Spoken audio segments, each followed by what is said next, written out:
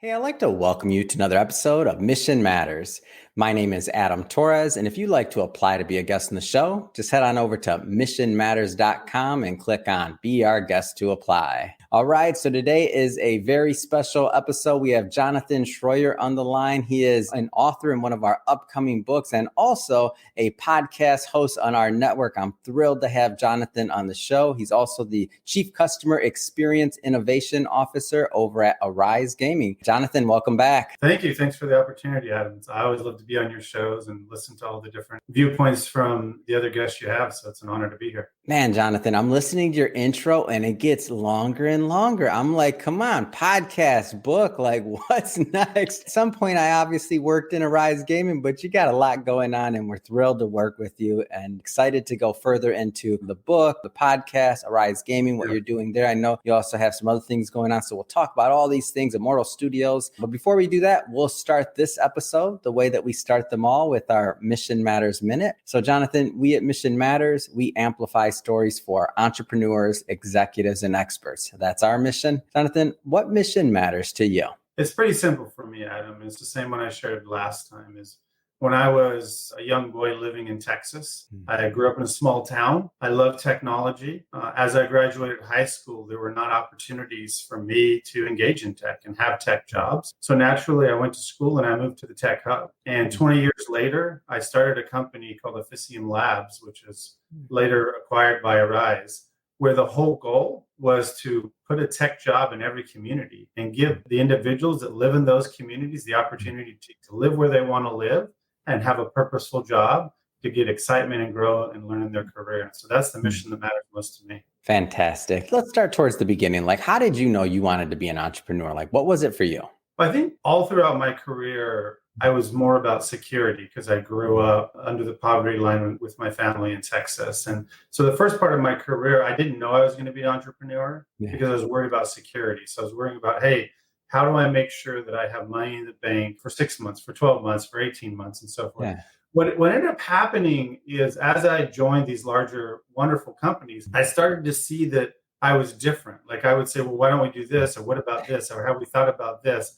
And sometimes that would create tension. And what I realized is big companies are amazing out there to help the world run. But to reach my full potential, I had to break out and do my own thing and trust myself. And that's what I always say about founders is like, if you believe in yourself, then you're going to accomplish anything that's in front of you as a founder. And so later on in my career, when we moved to San Francisco, I was like, I should give this entrepreneur thing a shot. So I started off with Postmates, being their head of CS and their VP of Ops. They're, kind of taking them from, 10 markets to 40 markets and so forth. And then I got the itch. And I was like, hey, I could do this. I could found my own company. That's what I did. But for me, it was all about growing and stretching myself, taking my ideas, believing in it, and bring people along for the ride, and ultimately driving value to the market. And what I like about your story is that you built on your skill set. Like there's different ways that people obviously enter being an entrepreneur, entrepreneurship. Some people are accidental entrepreneurs like myself. They didn't really know they were going to be an entrepreneur and then they ended up being one. Some people were born entrepreneurs like, I can never work for anybody. I got, I just can't do it. Like it's not my thing. And then other individuals, what your earlier years, it's almost like you went through kind of an apprenticeship of sort, like in learning different things and building on skill sets. Am I off on that? No, I think it's right. I mean, one of the things I did when I was 21 is I built a 20-year plan. And as part of that 20-year plan... Hold on. You were 21, you built a 20-year plan. It's the way my mind thinks. I know it's different. My wife often says that I'm a little bit different. But I built this 20-year plan. And so I set goals for personal, for professional, as well as like, physical, mental, social, spiritual, all those types of things.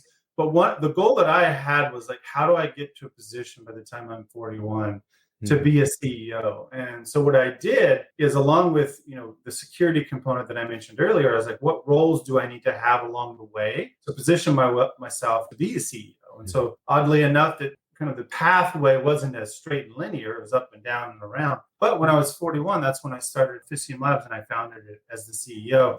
And having been in finance, having been in operations, delivery, having worked in training, having engaged and worked with HR, all these key fundamental roles to run a company, I positioned myself well. And then I found a founder who complemented me where I wasn't the strongest so that we could run the company from the get-go super successfully And I think it was in our second month, we were profitable. And the first 2 years, we made 10 million in gross revenue. So I Wow. really do think that having built that plan out, and it worked for me, it doesn't work for everybody, but having built that 20-year plan out and sticking to it and checking in with it Mhm. positioned me to where I could launch Officium and have a successful run at it.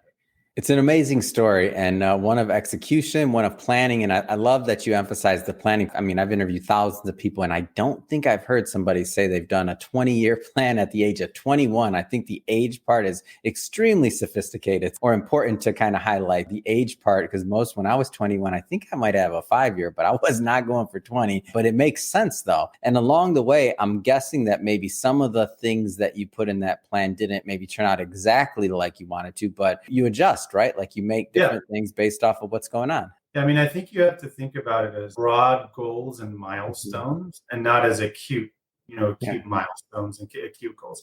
If you say, I'm going to do this, that would drive you crazy, right? Yeah, it would drive you crazy. But if you say broadly, I need to learn about finance. Broadly, I need to learn about operations. Broadly, I need to learn more about emotional intelligence. Broadly, I need to understand my own identity, who I am and who I am not. Those types of things, if you set up those broad guiding principles and those core values, then I think that helps you to stay within the realm of achievement where you don't beat yourself down for saying, oh, I guess I failed. I personally don't believe in failure. I think Nelson Mandela said it best when he said, we win or we learn, we never lose. And I think there's a lot of learning that happened in that 20 years and a lot of winning. And I think that got me to the position where I had the confidence and the gumption, a word that we don't hear very often, the fire in the belly, to be willing to go after and start a company. That is a word we don't hear very often. I want to jump around a bit. Let's fast forward a bit. So Officium Labs, like how did you know, which has now been acquired, right, by Arise Gaming, but how did you know at that time that like, okay, this is the idea. This is the one that I want to go after? So I was sitting on my armchair in the family room and I was thinking about the future of service. I closed my eyes kind of in a meditation state. Because I find that's when you can be your most creative, when you're relaxed and meditating. I envisioned a world that was globally connected and that had bidirectional value between the hubs and the nodes inside of the world. I opened my eyes and I looked down and I saw my router, my internet router, right? And immediately what I recognized was that was the future of service. This internet router sends data all throughout my house. It's connected. There's a main hub, there's nodes, and then people use it. And depending on how well the speed packet is, the download, the usage of it, they get value from it, right? And then there's bidirectional value between the network and the user. And so I thought, well, what if you build a network where there's bidirectional value between the client, between the worker, and between technology? And I was like, I think that's the future of service. And that's what the market needs. And if you can prove that, as well as prove that customer service and customer experience is a profitable experience, then I think that's where the magic is. That kind of ties into the book that we'll talk about in a little bit, is asking yourself simple questions or thinking about simple concepts and then figuring out how to build a business model around it. And so when I came up with that idea, then I said, well, let me go to the market and test this out with people I know. And so I started talking to some people and they're like, hey, I want to hear more about them. And so we have 5 customers in 2 months. We were profitable in the 2-month time period because it was the right time. It was pre-pandemic, but it was the right time for folks that were really interested in a new way to think about service, a way to differentiate their product and a way to really build their muscles inside of the company. And spoiler alert for those that don't already know, A Future of Service is also the name of Jonathan's podcast. So that's where it comes from. It comes full circle. So now you're going a little bit further down the path. Okay, so Officium Lab starts. It's profitable year 1. Like, what was your execution, or what was the plan for growing that originally to where it was at now, ultimately before being acquired? Well, how did that look? It's an interesting story. A lot of founders might have an idea of like, oh, let's go be $1 billion unicorn. Yeah. Or, oh, let's go make $100 million. Yeah. Scott and I had a different... Sounds good, right? It's like, it sounds good. Let's go do it. Sounds great. But Scott and I had a slightly different point of view. So our point of view was, let's build a sustainable company that brings value to everyone that's engaged with it, that is based off a set of core values. So we set 5 or 6 core values at the beginning of the company. And we made a commitment, no matter what we changed in the company, we'd always stick to those core values. For us, that's how we started the company. We didn't know if the company was going to be a $10 million company, a $100 million company. That was what the experiment was about. Wow. And so as we continue to grow and we brought in people that believed in the vision, people that believed in the values, as the business grew, it grew much faster than we ever expected. As we needed to pivot post-pandemic, it was easier to pivot because it was all of our decisions were based off our core values and based off our people and trusting our people so that we could then pivot our people to where we needed to go from a market standpoint. So the underlying theme of bidirectional value, the underlying theme of profitability and customer experience remains, but the services and the products that we needed to pivot and change to post-pandemic were a little bit different. And so from our perspective, we kind of grew much faster than we ever expected to. And so we got to a point 2 years in where we're like, wow, this is amazing. The market really loves this. But in order for us to scale this further, we need help from a funding standpoint, expertise standpoint, a networking standpoint. And so we did our fundraising rounds. Magically, 3 companies reached out and wanted to acquire us at the same time. And so we really thought about where do we go next, where we can align our core values, align our business and scale and grow. And so we talked to a lot of companies and we settled in with Arise Virtual Solutions, which is the parent company that owns Arise Game. And what we found with them was they invented remote work back in 99, and they were a US-centric company at the time where we were global. And they were across tons of other amazing verticals like hospitality, finance, tourism. You look at tax, a bunch of other areas, that they're in. And we were really focused on gaming and consulting. But they had the same core values that we had. They had the same ethos of the future of work. And they generally had the same culture. And we felt like it would be a great marriage to come together where 1 + 1 truly does equal 4 or 5. And so that's what we did in November 19th of last year was we brought the 2 companies together. And we've just had an amazing ride together, not only seeing the kind of synergies that we could help each other and we could grow from each other. There's super great, talented people inside the company. I could list up 20, 30 people that we've worked with there. But inherently, when you think about the future of work, I did a survey this past week. And what I found in my survey is 12% of people want to go back to work in the office. The future of work is hybrid or remote. And Arise invented that in 1999. Tangentially, we did it in the gaming space, thinking about future of work, future of payments, decentralization of work and wealth. And then we brought our stories together last year. And then the future is ahead of us. And the world is determining where they want to work and how they want to work. Arise is there to help them be successful in that way.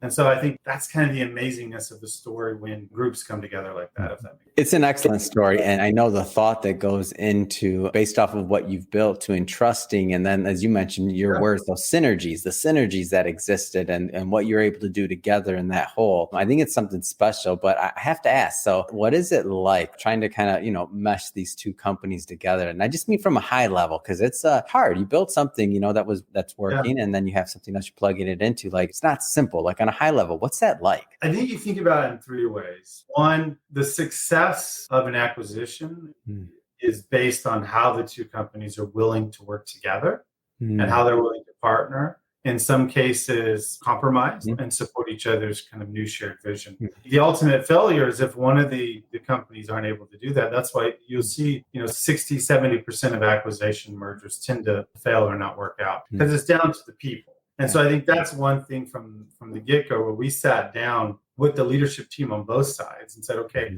how do we ensure that this can be a success? And where do we want to not break each other initially? And where do we want to augment each other initially? And then longer term, how do we integrate and get that synergistic value? So I think having that integration plan, understanding from the beginning stages that everything's not going to work perfectly. There's going to be bumps, but let's work together and have the leadership team on both sides. So I think that's really critical.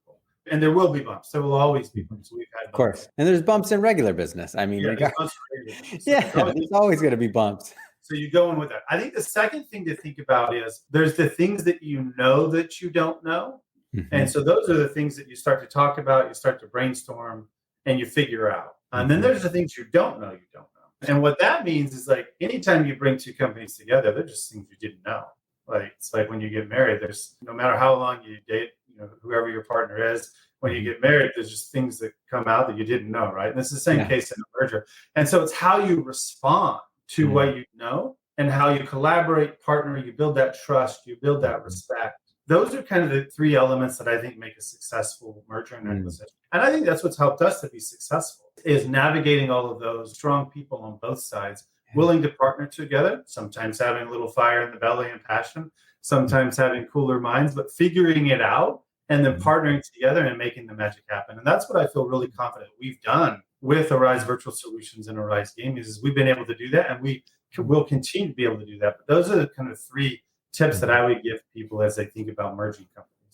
So I want to skip around a little bit here. So let's get into the book. For everybody watching this, by the way, just so you know, we're not going to do a deep dive today. We're still in editing and we're still working out some of the content. But don't worry, we'll be bringing Jonathan back on the line when the book is out and live, and then we'll do a nice deep dive as well. But just to get us kicked off, Jonathan, so tell us a little bit more about some of the ideas that you plan on proposing in the book. And of course, just keeping it out there for the audience that this could still change a little bit because we're still in editing. I mean, I think there's 2 things that I really am excited about. One thing I kind of touched on a little bit earlier is oftentimes as leaders, whether you're leaders in kind of CX or customer service or with your product design, development, wherever you are, marketing, HR, you tend to get rolled into the day-to-day. And you're like, oh, I got to do these 10 items. I got to do this. I got to do this. In the next quarter, we're going to do this. And this is the plan.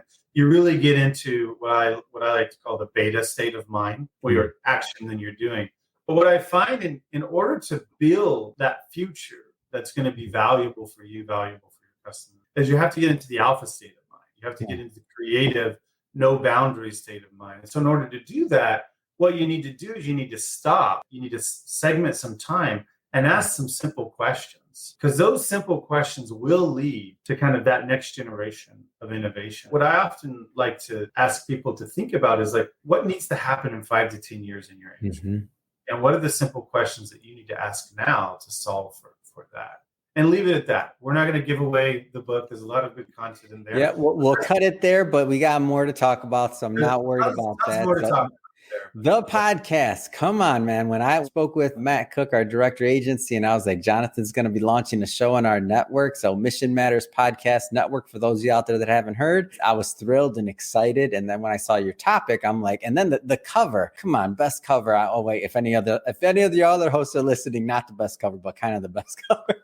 The podcast. First off, what was the vision? What was the vision behind the subject matter and the content? So what I've been seeing in my 20, 25 years in service is that there's an amazing amount of talent that's out there that talks about service, that's passionate about service. But what I find is that they don't hear from each other very often. And I also find that they hear, and when they do hear from each other, it's more in a cute fashion of like service leaders talking to service leaders. So what I wanted to do when I thought about the future of service, I said, let's bring in design leaders, let's bring in dev leaders. Let's bring in CEOs, CFOs, CMOs, let's bring in services leaders, because that's the entire customer journey, right? Everybody touches the journey. It's just not about services. Let's talk to them about what does the future of service look like? And then what's the force multiplier that's going to make that happen?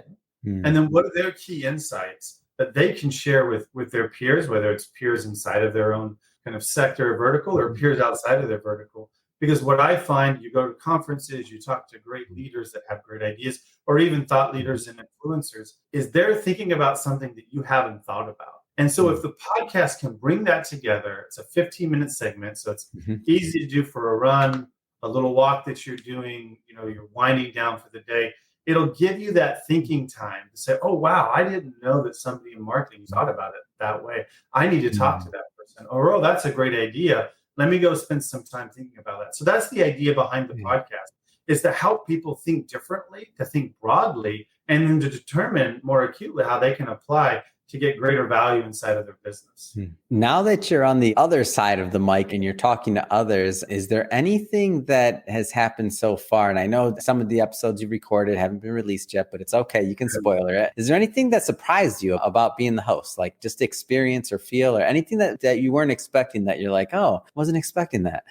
So innately, I have a statement that I love that I didn't come up with, but I love it. It's called People Do Business with People. And what I have noticed, very refreshing way, is like 90% of the podcast guests are talking about the importance of people, the importance of engagement, the importance of relationships, the importance of empathy, and those types of things. And I find that to be very refreshing. And they talk about it in a slightly different way, right? Though we'll have a podcast that will come out in the next few weeks that talks about every customer wants to be treated like they're a VIP, right? That's a slightly different approach than one that's come out earlier from Mary about the human experience is the future augmented by data. and technology. And, we've got a couple other that are coming out, but it's all surrounded about everything that's on the periphery is going to be value add. But that engagement with the person, those have been the really amazing conversations. And to see the passion that people have, regardless of their position, about making this happen. And then making sure that when you think about the power cores at a company, like who's making the decisions, right? Are we ensuring that the human experience, the people experience is being engraved inside of that decision-making complex, and that language is being leveraged? And I think that's been refreshing. And I'm excited to get more and more podcasts. I think we have 10 in the backlog. I've got 6 or 10 more coming up in the next couple of weeks. But it's going to be amazing. So definitely, please subscribe to Spotify, subscribe to the Apple, listen to the podcast. I think everyone's really All right, Jonathan. So my next question is extremely unfair, and I shouldn't ask it, but I always ask podcast hosts, so it is what it is. Any favorite guests so far? And you can add a couple if you want, but just something that sticks out. And the reason I asked this question, by the way, and not asking you to pick between your favorites in terms of, but it's more so along the lines of, I want to give the audience a flavor for the types of individuals you're bringing on that you're interviewing. I mean, I think, we've had 2 that release. So Mary over at Worthix, just an amazing talent with the work that they're doing. And they're thinking about how to use data that augments the human experience. There's just so many amazing things that they're doing with their technology, but also the way that she thinks about the human experience is super. I just can't say enough about Mary. Misa Chen was on recently, and she's the CEO, a co-founder of multiple companies. But she also talks about the importance of seamless experience and how it's important to remove those barriers. I talked to Ted Rubin of Active Engage just yesterday, and so his is going to be coming on soon. I mean, there's just so many great talented people. Like I said, we've got 10 in the backlog, and I think we're going to have some renowned authors coming on in the next few weeks, some really big names that are really great thought leaders. So it's such a privilege to be the avenue where these great thought leaders, whether they're in business, whether they're writing books, whether they're influencers, they have a platform to share their thoughts. And so I don't know if I have any favorite, but doesn't have to be favorite. You gave me exactly what I wanted. I just wanted to get a feel and a flavor for the types of conversations that you're having. Honestly, I just love to learn, and all these people are teaching me so that when I go back to my day-to-day and talk to my team, I can be a better leader. I can be a better kind of vision caster, as it were. And I love that you bring that up, because that's the same exact way that we've never talked about this, but that's the same way that I approach my show and I approach these shows. Is really, I'm a learner. Like a lot of the things through the years that we've implemented in our business or otherwise, 90% of like the, some of the ideas that weren't circling in our company like that, they came from a lot of times interviews. One of I feel the privileges of hosting a show is that get to access individuals and learn from them. And I think on the other side of things, one of the things that makes me happy is that the audience gets to do the same. So it's like, it's almost like you have a co-pilot that is sitting there kind of watching you drink coffee with a thought leader, picking their brain, and then they get to go on this journey with you. And through the years, I think that's what makes podcasting so sticky. Like when you find a host and you find a type of conversation that you like hearing, or the types of guests, then typically that's when people are going to hit the subscribe button and be longtime co-pilots on that journey of learning. That's the way I think of it. I got to say, so I'm excited. The book's going to be coming out later this year. Going to bring you back on the show, of course. I just have to ask, what's next? I mean, what's next for you? What's next for your career? I think a couple of things for me. I mean, we really talked about Arise early on. I think as we go through the next 5 to 10 years, you're going to see some amazing work that comes out of Arise, the platform, the network. I mean, I think a couple of things that aren't, well known, but will, come out soon is I love the flexibility of the network, the fact that 55% of the folks on our network are minority-owned businesses. I think 70 to 75% of the folks are female-owned businesses. So when you think about the future of work and the future of purpose and the future of equity, inclusion, diversity, it's something we at Arise 100% believe in, and the platform is going to enable that decentralization of wealth to these local communities, right? To where people can live where they want to live, do what they want to do, and get opportunities, whether it's in technical services, whether it's in customer services, whether you're thinking in gaming, game testing, player support, community. There's all kinds of opportunities. So there's going to be a component of the next few years, and I'm really jazzed about that, and the team over there at Arise and Warburg Pincus and Vivterra, the team that's invested in that. I think secondarily, I've started to get a little passion for real estate. Growing up, I was a big SimCity Civilization, guy. I used to get in trouble a lot growing up, staying up to 2, 3 in the morning. There's a whole story I could probably tell offline about how I had to teach my dad how to delete Civilization because he was so mad at me because I played till 2 in the morning too often. But then I got into real estate and I bought a few properties. I like being a landlord. I like building and renovating almost like in the SimCity way. So I think there's some fun things there. And then I think you're going to see me a lot more on the speaking circuit, more books planned, and I think more obviously podcasts. We're planning to run that for a few years. And a few other things. My memoir is probably going to come out in the next few years called Becoming Jonathan, that talks through my whole journey of how I found my identity and became myself and so forth. So there's a lot of cool things that is going to come out. But super excited to do all of those things, but really build the future of gaming at Arise as well. And I'm excited to follow your journey as well, not just by listening to your show, obviously reading your books and learning more, because I think you got a lot going on. I know there's a lot more a story there, and I'm happy to bring that to our audience, of course. If somebody is watching this or listening to this and they want to learn more about Rise Gaming or follow up, anything like that, what's the best way for them to do that? I think there's 3 good ways. One is on LinkedIn. I'm at Chief CX Officer or Jonathan Shroyer. You can look me up. On Twitter, I'm at Chief CX Officer. Starting in October, I'll be at Chief Gamer on TikTok. So you'll be able to find me. Come on. I can't wait. And I'm going to talk about gaming. And I got my son, Little Gamer. He'll pop up every now and again on TikTok. So we got some fun things to do. So we'll talk about all kinds of fun and different stuff. But reach out to me on any of those platforms. Love to have. Didn't I see a video of you on TikTok, Jonathan, talking about they said you couldn't make money playing video games or something like that? Yeah, it started, but I haven't got to that rhythm yet. I've got 4 or 5. All good. I'm just telling people it's a great video. I saw it and I'm like, I remember it. I mean, I'm on TikTok all the time shooting a video, doing something, and I saw it and I'm like, wait a minute, what's going on over here? So I can't wait till you start cranking that content out. Love it. Thanks again for coming on the show. And to the audience, as always, thank you for tuning in. Hope you got a lot of value out of this. Hope you learned a lot. If you did, don't forget, hit that subscribe button. We have many more mission-based individuals coming up on the line, just like Jonathan, and we don't want you to miss a thing. And Jonathan, is always a pleasure. Can't wait till the next time we get to work with each other. Thank you, good sir. Have a good day.